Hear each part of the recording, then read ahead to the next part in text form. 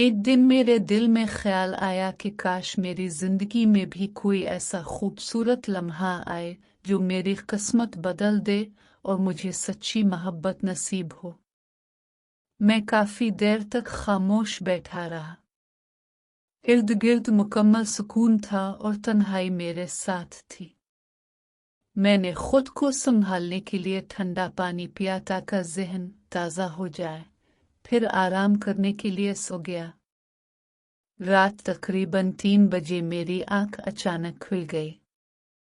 मौसम बहुत गर्म था और कमरे में घुटन महसूस हो रही थी। मैं ठंडी हवा लेने के लिए छत पर चला गया।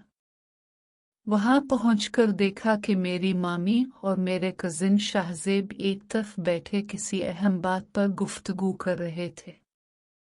दोनों के चेहरों पर संजीदगी और सुकून था।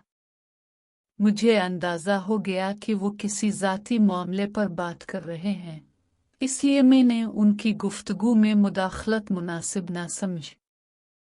कुछ देर बाद जब उनकी बात खत्म हुई तो मैं सामने आ गया।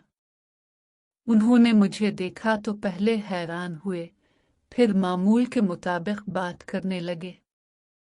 मैंने अदब से कहा, मामी, मैं इत्तेफाकना यहाँ आ गया था। आप लोग इस वक्त यहाँ किस सिलसिले में मौजूद थे?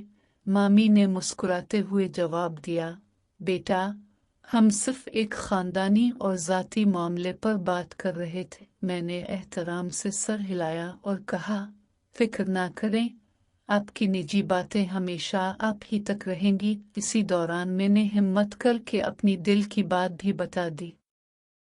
मैंने कहा, मामी, मैं आपकी बेटी नसरीन को पसंद करता हूँ। अगर वो भी राजी हो और अब सबकी रजामंदी हो तो मैं मुस्तकबिल में बाकायदा रिश्ता भेजना चाहता हूँ। मेरी बात सुनकर मामी कुछ लम्हे खामोश रहीं, फिर नरमी से बोले, बेटा, ये बहुत अहम फैसला है। हमें नसरीन की राय और घर वालों की मशावरत भी ज़रूरी है। मैंने जवाब दिया, मेरा मकसद सिर्फ इज्जत और एहतराम के साथ अपनी बात रखना है।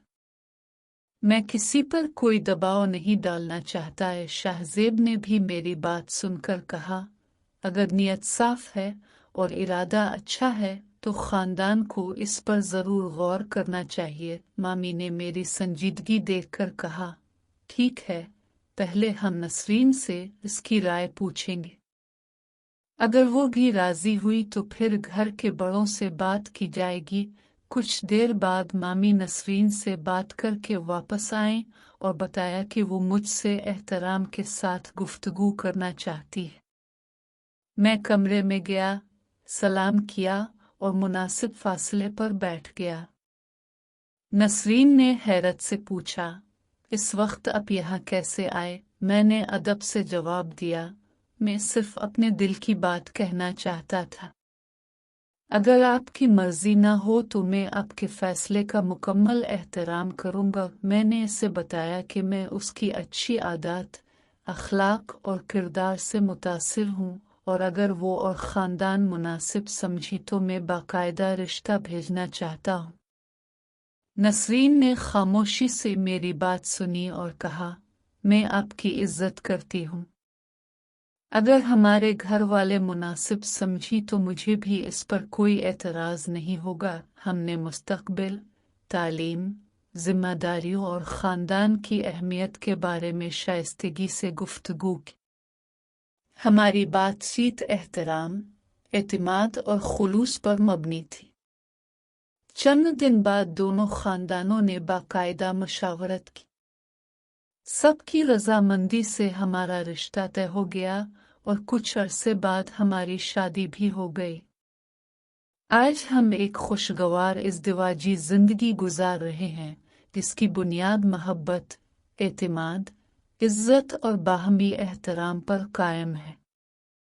इस दिन मुझे ये एहसास हुआ कि सच्ची मोहब्बत हमेशा सब्र, अखलाक, खुलूस और ख़ानदान की रजामंदी के साथ ही अपनी मंजिल तक पहुंचती है। अगर आपको ऐसी साफ सुथरी और सबक आमोज कहानियाँ पसंद हैं تو چینل کو سبسکرائب کریں اور بیل آئیکن ضرور دبائیں تاکہ آنے والی ہر نئی کہانی آپ تک سب سے پہلے پہنچ سکے۔